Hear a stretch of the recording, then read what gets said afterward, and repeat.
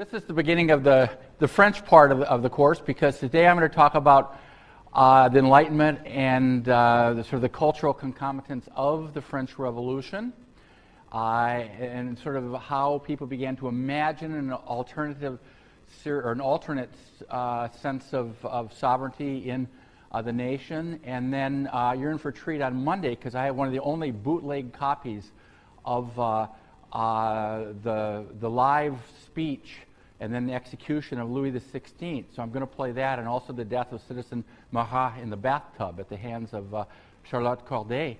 And so that'll be on Monday, and then I'll talk about, inevitably, though I don't particularly like him, Napoleon on Wednesday. So the next three times are about La Belle France, but because the revolution is terribly important, and indeed, in lots of ways, in many places, it's well worth doing. So what I'm going to I'm going to do three things today. I'm going to first talk about four things. First, just your basic outline of what difference the Enlightenment made, followed by, with reference to my good friend Bob Darnton's work, the social history of ideas, and look at sort of surprising ways that Enlightenment influence was felt, and not talking about the big-time people like Rousseau and Voltaire, but the Grub Street hacks. And then I'm going to talk a little bit about the public sphere, taking two examples, one from the work of David Bell and one from the work of Sarah Maza, in which you can see the sort of emergence of this possibly different way of viewing sovereignty, residing in the nation and not in a king. And then look again at what difference, in a very strange way, the Enlightenment made in all of this. So first, the kind of classic stuff, just to review for you. If you had to summarize 6 ways that the Enlightenment mattered, you might indeed list them like this. First of all, without question, Enlightenment thought, although the Enlightenment thinkers disagreed on many things, and a few were atheists, but not many, but most were deists and believed that God was sort of everywhere. The Enlightenment did weaken the hold of traditional religion, particularly the role of the Catholic Church as a public institution in France. Of course, if you read in high school French or whatever, wherever, Candide, which is blatantly anti-religious, of Voltaire, you'll see the most extreme example of that. Secondly, and related to this, the Enlightenment thinkers taught a secular code of ethics, one that was divorced from religious beliefs, that they were engaged with humanity. They loved humanity. They thought people were basically good, and that this shouldn't be just a valley of tears awaiting eternal life, and went out to make such claims. Third is that they developed a critical spirit of analysis, not to accept routine tradition, sort of truths that were passed down from generation to generation, particularly those passed down by religious establishment, and not to accept routine a tradition, such, for example, routine hierarchies. And this was part of their spirit of analysis. Fourth, they were curious about history and believed in progress. And they were convinced that France had a special role to play in this. And to be sure, the Enlightenment was to be found in many places in Europe and in the United States, and what became the United States. But nonetheless, Paris particularly played a central role in that.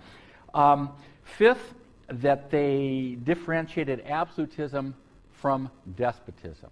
And in order to understand, what happens in this sort of remarkable series of events in 1789 and in subsequent years, as I said before, there weren't 10 people in France who considered themselves Republicans, that is, who wanted a republic in 1789, and how it was that 2 or 3 years later, well, in 1793, it became easy for the majority of the population to imagine a life without any king at all.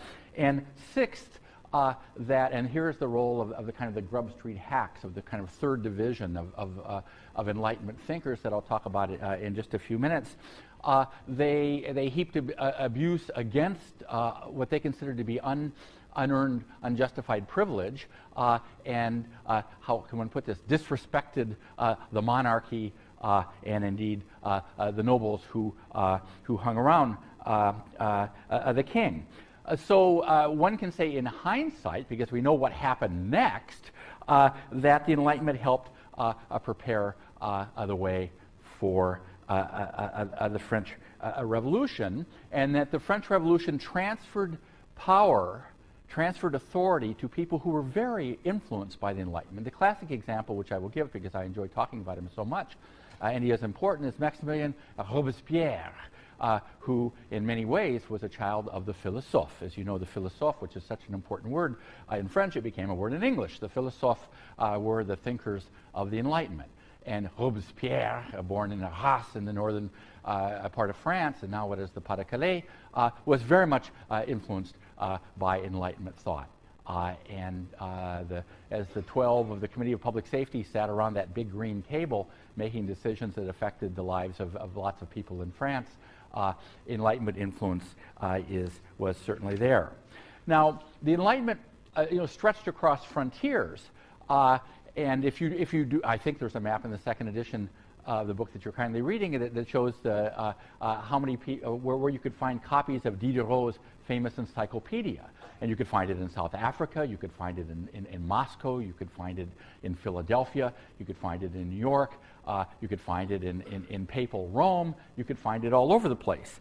But one thing that's interesting is that 20 or 30 years ago, so when I was sort of starting out, when people did what they used to call intellectual history was sort of the big ideas. When you could call it the kind of via regia of history, where you've got one idea sort of moving along, and it sort of hooks up with another idea, and then a third idea comes as a result of that idea, and it's rather like traditional art history, where you try to decide or discover where it is that Pizarro got his red ochre as a color, or where such and such a broke painter got the idea of painting cherubs in a certain way.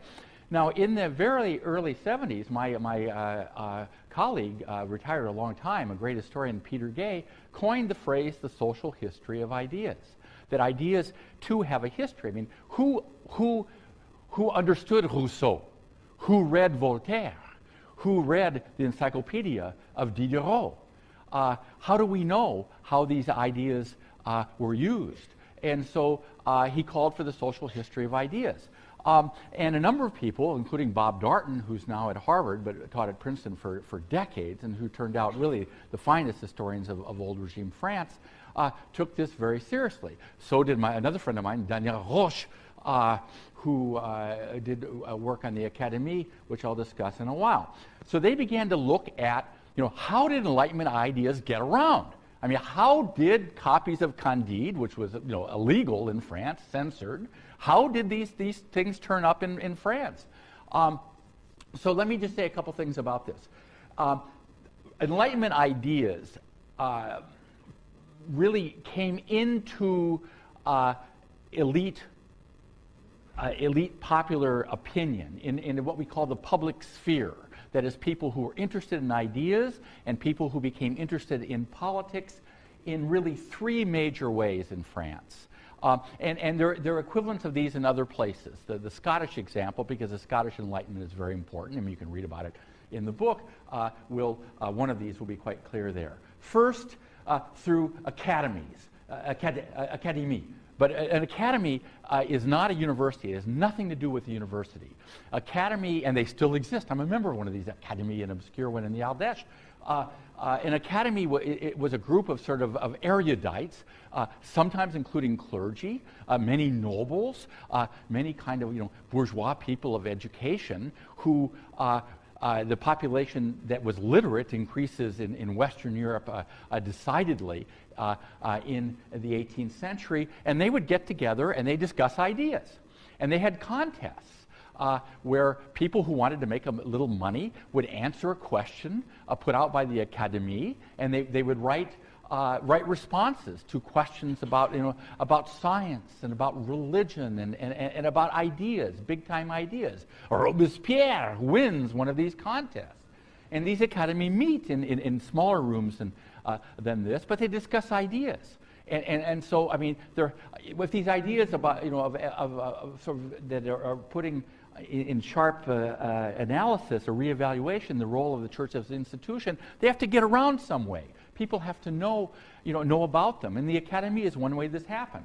A second one, moving to number 3, are Masonic lodges. Masonic lodges still exist. There's one, I don't know if it's still active, but there's a big Masonic building out on Whitney on the right. I think it became an insurance building. And one of the, the horrors of my 7th grade life was having to be dragged off to the dancing school in Portland, Oregon, which met in a large building, which was a Masonic lodge. Now, Masonic lodges begin in Scotland, and they are secularizing institutions that the members, mostly all agreed in the 18th century that the church's public role, institution role, is too important. So Masonic lodges talk about these ideas as well. They talk about Rousseau, Diderot, Montesquieu, and all of these people. And so this is the second way in which these ideas get out. And the third is the salon. There's another French word that's so important it became an English word. A salon was a gathering of pretty elite people, but interested in the life of the mind.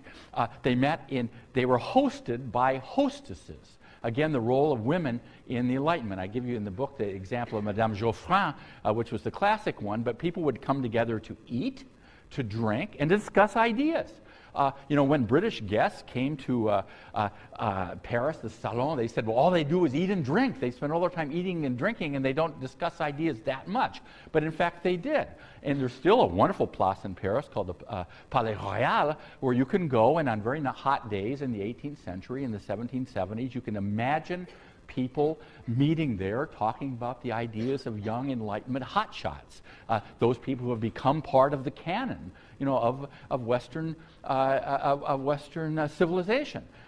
And so this is another way where these ideas get along. And so young would-be philosophes on the make, coming up from the provinces, what they want to do is be introduced to one of these hostesses so that they will be invited to trot out their intellectual wares at one of these gatherings. So these are concrete examples of the way that these ideas got around. And people didn't pay any attention to this before about 30, 35 years ago. Daniel Roche's book on the Académie, 2 volumes, 2 huge volumes, not translated, are really, are really marvelous in all of that. So that's something to keep in mind. Now, the High Enlightenment really ends in 1778 traditionally. That's a textbook kind of, but it doesn't matter because that's when Voltaire and his great enemy Rousseau both die. Now, after that, there are no more Montesquieus or Voltaires, or the big time, the all-stars of the philosophes. There aren't anymore. But there is this next generation of would-be philosophes, people who could think and who could write and who want to hit the big time. And they see that Voltaire made big bucks, big franc, big franc, big livre writing, and they want to be like him.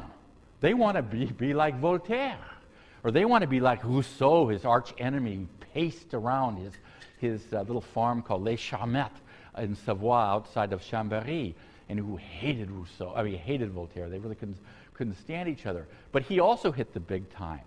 And so what the Grub Street hacks, Grub Street refers to, I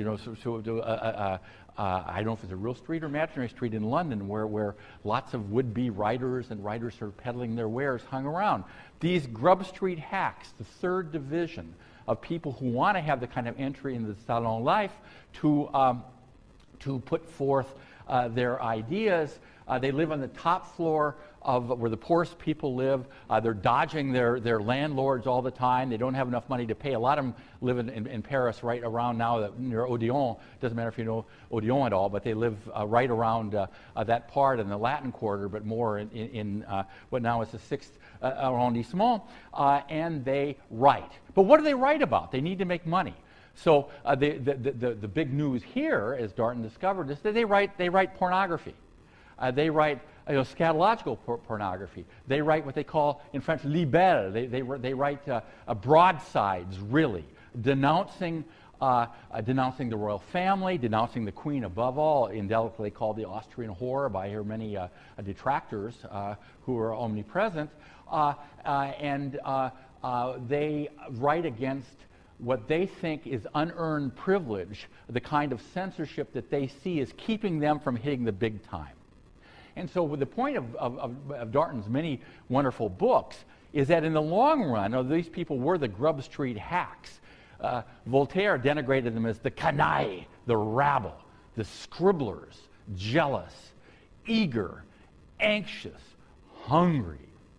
Is that their attacks on the regime and against the unearned privilege as they saw it helps erode belief in the monarchy and helps suggest that the monarchy itself and the people hanging around the monarchy at Versailles is lapsing into despotism.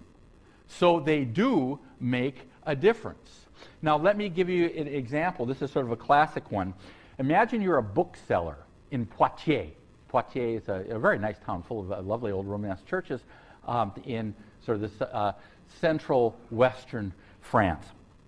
And you are writing to Switzerland to order books that you want to sell to people who have ordered books, for example. And he writes the following letter. Here is a short list of philosophical books, books written by the philosophe that I want to order. Please send the invoice in advance.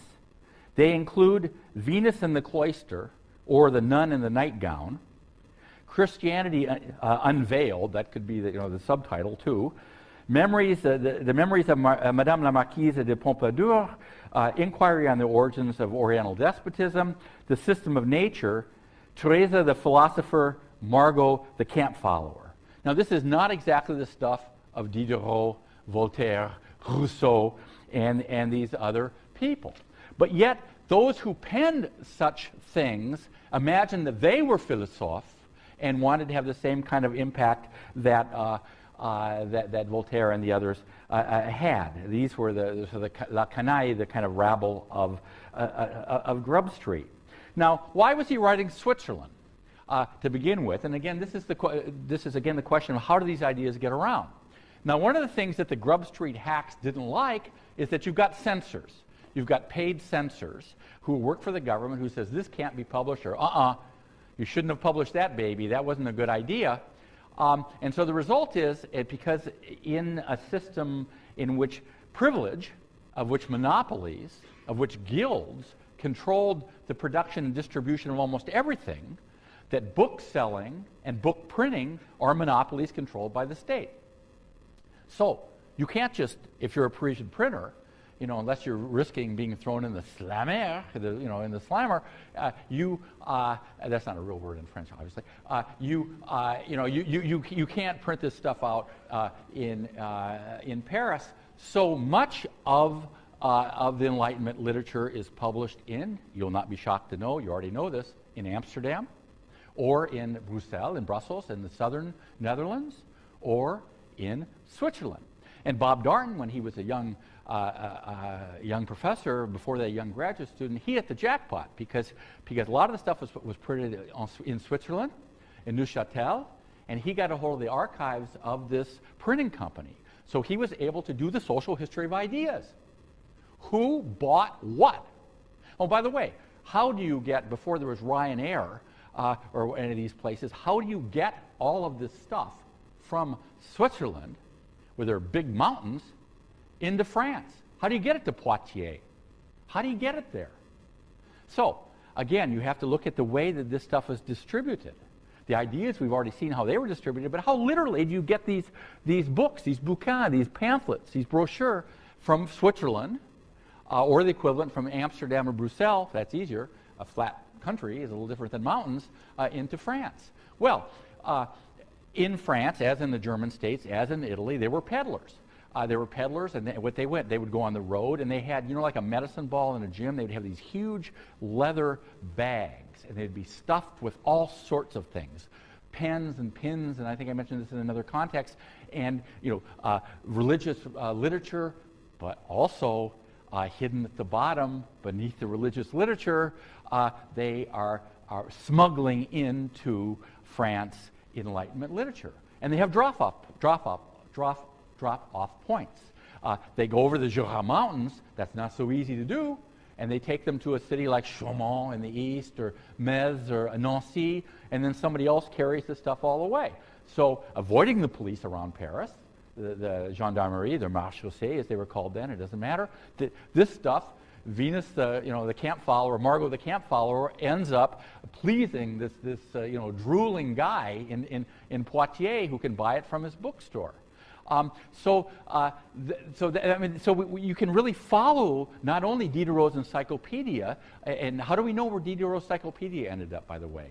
Well, for example, people who leave wills, that's how we know about literature in the 19th century, because people with the libraries in estates would be detailed, so we know what books people had.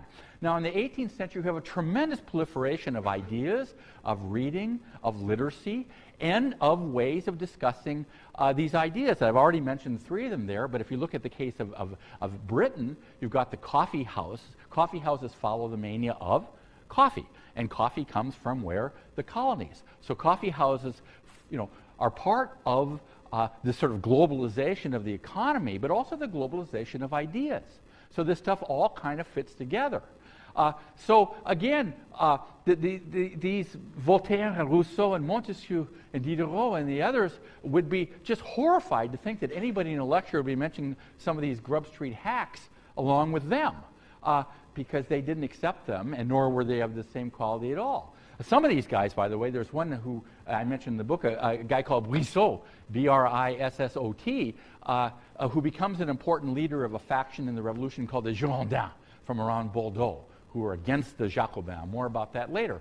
Brissot is broke. How is he going to pay the landlord? He has no idea. Where is he going to get his next drink? So what's he do? He works for the police.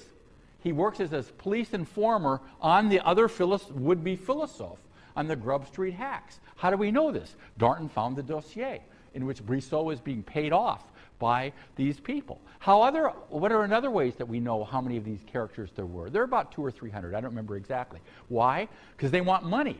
So on one hand, they say, I don't like this censorship. It's keeping people from recognizing my true genius. On the other hand, they write little sniveling letters saying, I am a writer and a very good one indeed, and therefore I merit a state pension. So they write these letters to various equivalent of ministries saying, please give me some money because I am a really wonderful writer, and instead of repressing my work, you should be saluting my genius. And so they write clammy letters like that you find in the archives. So we piece this stuff together gradually. So let me just race over here and just give you just an example of where's this stuff. All right. Here we go. What would Voltaire think of this? Here is one of these pamphlets that's denouncing the high livers out at Versailles. The public is warned that an epidemic disease is raging among the girls of the opera, that has begun to reach the ladies of the court, and that has been communicated to their lackeys. This disease elongates the face, destroys the complexion, reduces the weight, and causes horrible ravages where it becomes situated. There are ladies without teeth, others without eyebrows, and some are now completely paralyzed. So people want to know what's obviously a venereal disease.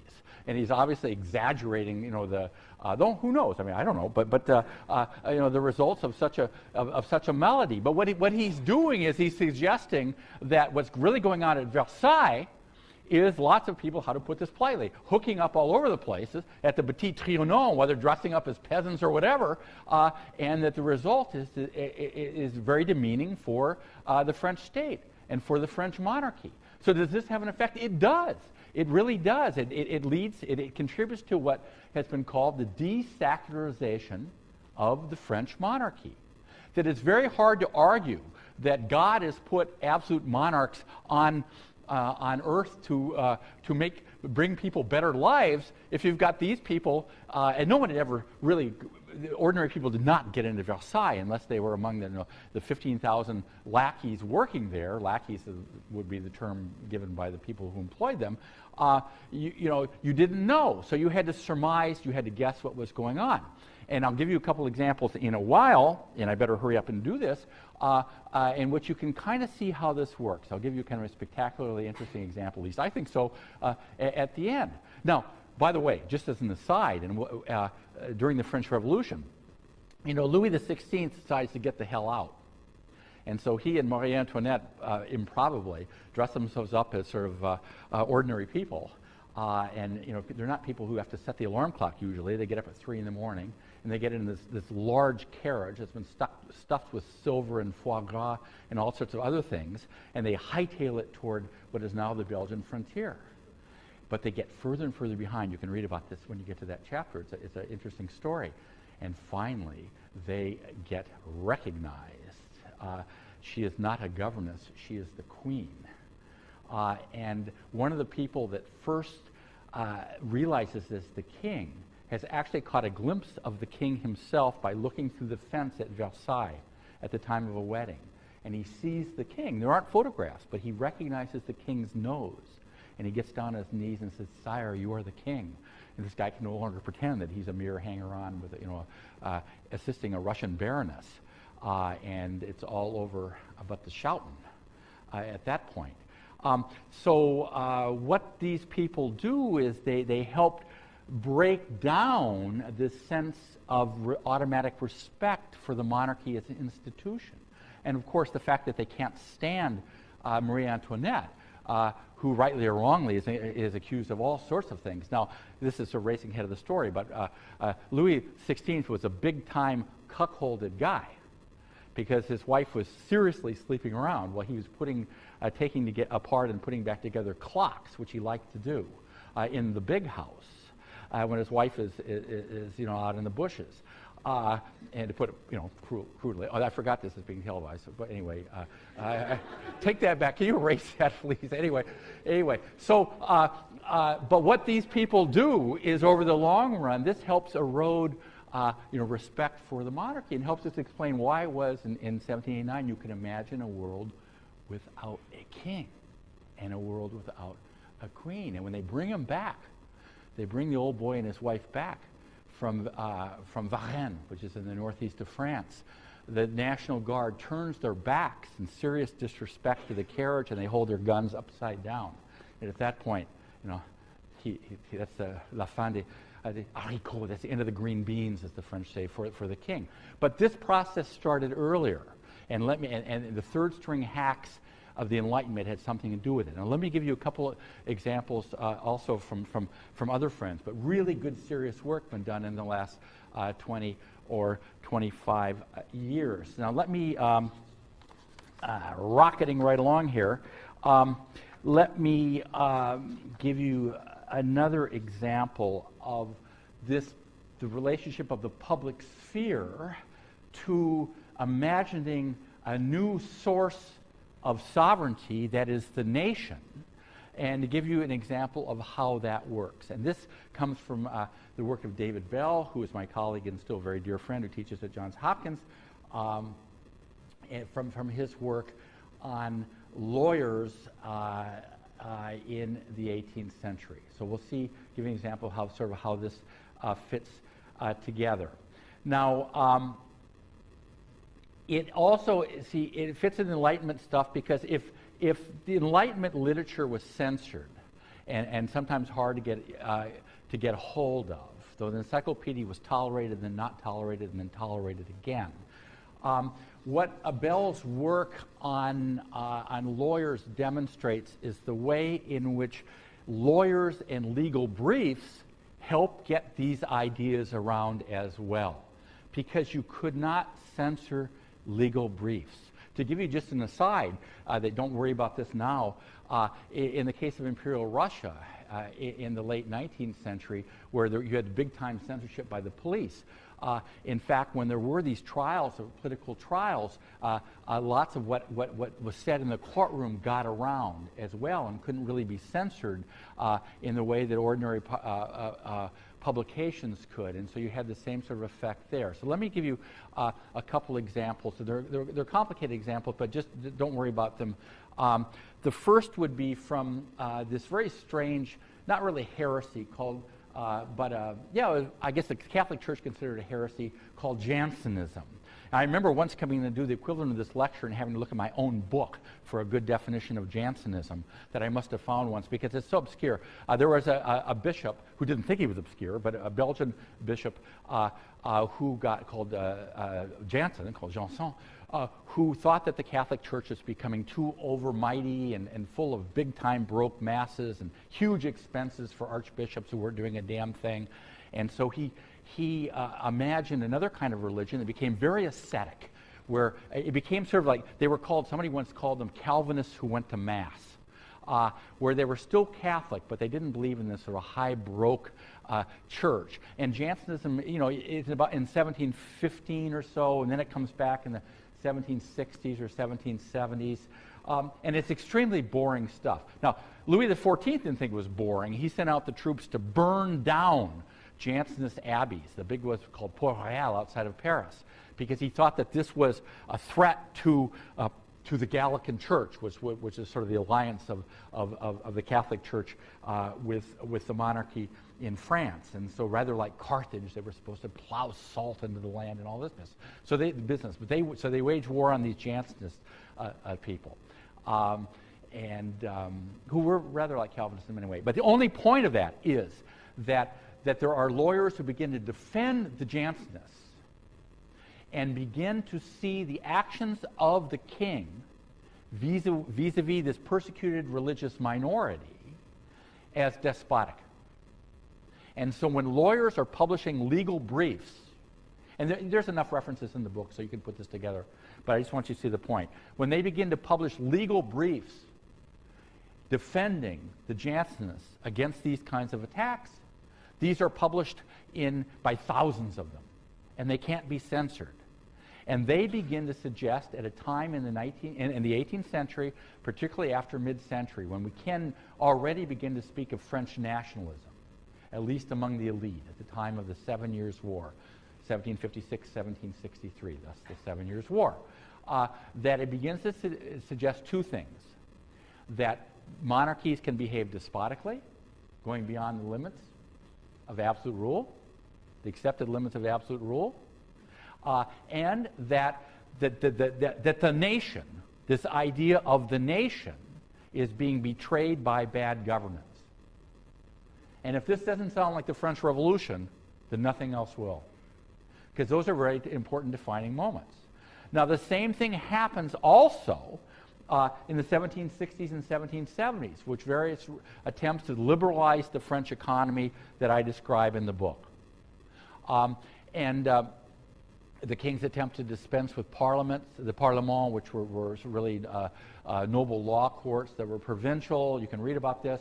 But the same thing happens, and this is the point, is that these lawyers begin turning out these legal briefs that imply two things, the same two things: that absolute monarchy is risking stepping over the lines of the acceptable and behaving in a despotic way, and that there is something called the nation, in which nobody ever imagined that classes were all equal. The discourse of liberty, fraternity, equality is a hell of a long way away, but that the rights of the nation, traditional rights of the nation, are being betrayed by the monarchy, and that things ain't so good at Versailles. And so, again, trying to look ahead and see what happens in 1788, and above all, 1789, which is I'm not a big guy on dates in the history. You have to remember all these dates, but 1789, like 1914, or like 1917, that's a big one. That's a big one. But in order to also understand the emergence of a radical republic and the execution of the king, one has to see that the nation becomes invested with a sense of moral quality that makes it not impossible to imagine a world without kings. And so lawyers, who are called barristers, play a major role in all of this. Now, again, this has to be seen in the context of a century in which more and more people can read. Now, the literacy rate in a country like France is still well below 50%, maybe say 40, 45%, something like that. More men could read than women. But literacy, not only literacy increases among the elite, but the amount of things that are published and the amount of newspapers that are published, that this expands dramatically. A point of reference would be in England, and you can in Britain you can read about this, but the campaign of John Wilkes, who was sort of a, kind of a rascally character.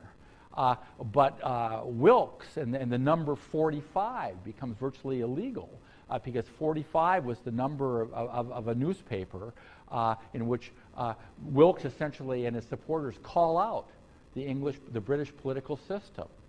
And so, again, we're talking mostly about Western Europe, and literacy is much higher in the Netherlands and in northern France and in northern Italy and in England than in other places. But this is part of this cultural revolution that it's important to see the role of this. Because, Orthodox Marxist interpretation, you had to have the ever-rising bourgeoisie. They're rising in the 14th century. There they are again in the 16th century. They're like some sort of runaway bread or something like that. In the 19th century, there they are, the bourgeois century. I'll give a lecture on the bourgeoisie because they do indeed rise. But nonetheless, kind of class analysis can't be completely thrown out. I mean, classes did exist, and people had a sense of themselves as being members of a social class. I mean, that's the way it's not, it was not immutable. But these boundaries were more fluid in Britain than in other places, but still is important. But now, for the last 30 years, people have paid more attention to kind of the cultural concomitants of revolution, and what difference Enlightenment ideas made, and what difference the emergence of a sense of the nation. And the infusion of politics with a sense of right and wrong and morality is it's an important part of all this. So let me, in the last 12 minutes and 30 seconds that I have today, let me give you another example of this. And this is I think a fascinating. Let me find it. It's so fascinating I can't find it. But let me. Give you an example, and this drawing upon an excellent book by Sarah Maza. It's a very well-known episode, but it shows you, kind of ties together the sense of the nation along with the impact of this sort of third generation of Enlightenment hacks after 1778 to understand their role in the erosion of a sense of that the monarchy was immutable in representing the rights of a nation, even as that construct was just coming into being. And that in this book called, what's it called? Public Life, Private Affairs. I'm bad on titles. Maza takes a couple of causes célèbres. A cause célèbre would be like one of the things that you find in the tabloids in Britain or the U.S. One of these sort of, I don't read that stuff, so I really can't give it a good example. But one of these actors and actresses you always see running around, or whatever this person is, Britney Spears or something like that, singer or actress, I don't know what she does, but anyway, but something like that people focus their attention on these people, and they sort of dominate, if you will, this sort of a almost insane comparison, but the public sphere, in that they're in the news all the time. And so what Maza did about the same time that David Bell was working on the role of lawyers in the 18th century is that she took a couple of these examples and shows the way in which private affairs that were kind of sleazy and not too cool, but were sensational, helped bring these threads together and contribute to kind of erode the prestige of the monarchy. Now, and this fits into the sense that I've already given you that was extremely pervasive, particularly around Paris, is that a lot of things going on at Versailles weren't so good. and the 10,000 nobles who were clustered around Louis XVI, and particularly his wife, were undermining the authority and the prestige of the monarchy, and that wasn't a good thing. So an incident called the Diamond Necklace Affair is illustrative and mildly amusing, not more than that. It also involves this Palais Royal place in Paris before. A woman called Jeanne de Saint-Remy, the name doesn't matter at all, was a poor noble. She claimed descent from the royal family. She had a pretty good education. She had important protectors. And so she marries an officer of rather dubious noble title, who was called, quite forgettably, the Marquis de la Motte. He met the 50-year-old cardinal called Louis de Rohan, whose name I should have put on there, R-O-H-A-N, who was from a very famous old family called Rohan-Soubise. The National Archives used to be, now they're adjacent to it, in this fabulous old, God, why don't they ever have things that work in here? It's just it's unbelievable. Anyway, I can't find anything to write with. The family called the Rohan-Soubise, S-O-U-B-I-S-E. There's this wonderful, wonderful palace, really, chateau in the Marais, which is still there. And this cardinal is on the make. He's very, very wealthy. He's a cardinal. That's why he's wealthy, or he's wealthy because he's a cardinal. He's also he thinks he snubbed the queen. He wants to be one of the people who help make important decisions, but he thinks he's alienated the queen. That this is standing between him and the power that he thinks he should have.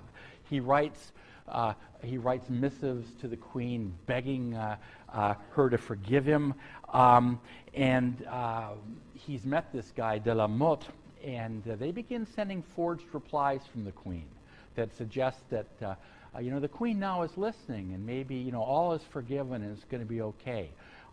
So they have this idea.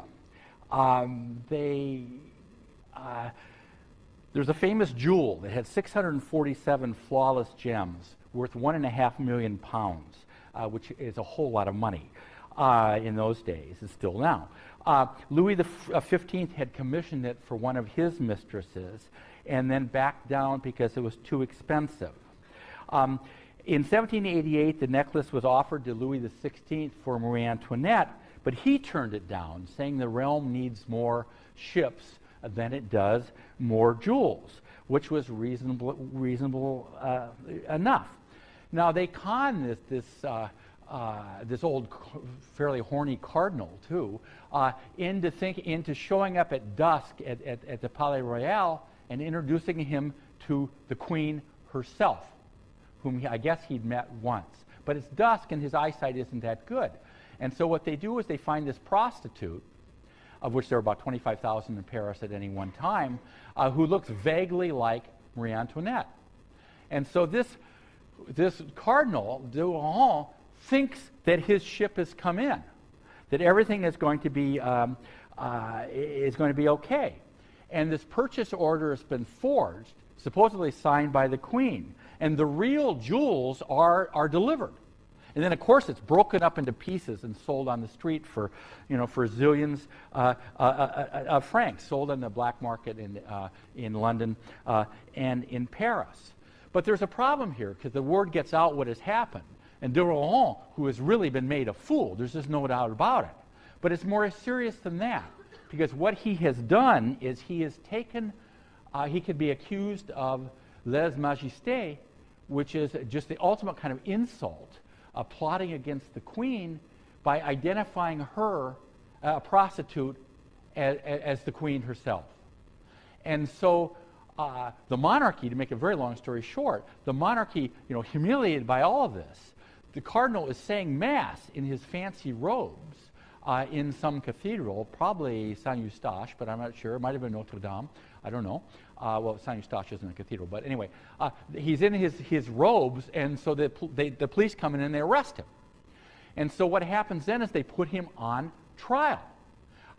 And so now he is not a terribly lovable guy or not someone to be very much admired.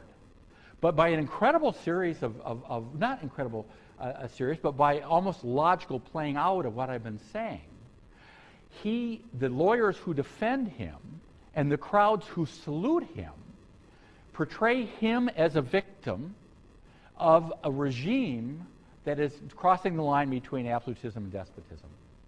That he is a cardinal, and he becomes the darling of the people.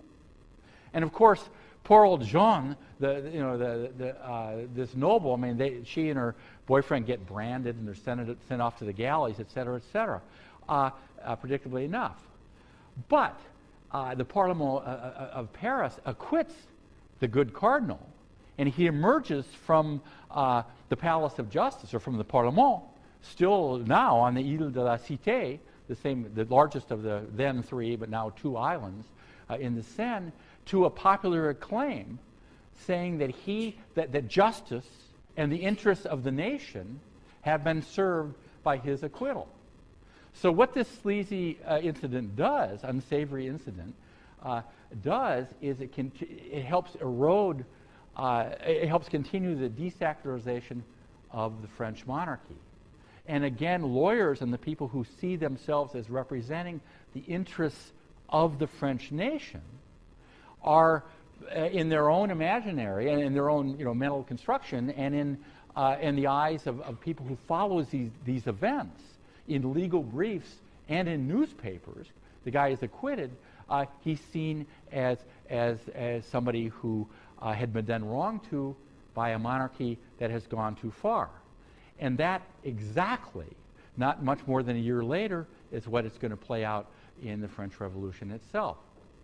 So, to conclude, Voltaire, Diderot, Montesquieu, who you've been reading, and these folks have big-time impact on the way we look at the world around us. And they had an impact on those people who would become the organizers of the revolution, and indeed the leaders of France and their children, their successors in the 19th century.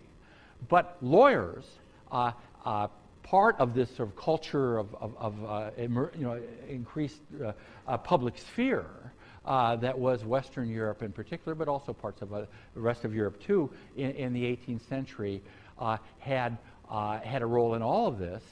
And that by 1789, not in any kind of inevitable process, a revolution was not inevitable, but the sense that the monarchy had gone too far and that there was something called the nation out there was in the public sphere, and the results of all this would be there to see in 1789.